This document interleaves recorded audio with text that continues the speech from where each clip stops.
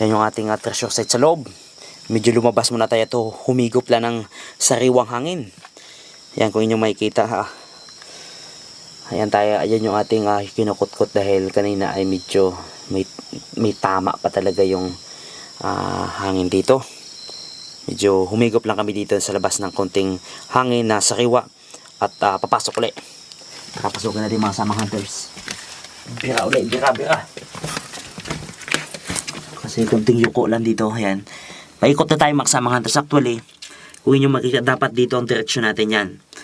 Nung napansin ng kasama ng hunters, yung mga markings lumiliko. Kaya sinundan natin. Dito sa may left side. Pagliko naman, yan na. Lumiko tayo ng bahagya. Pagliko ng bahagya, yun na, may markings na naman. Ang problema ng markings mga kasama hunters, pag ganun, yan ang susundan natin.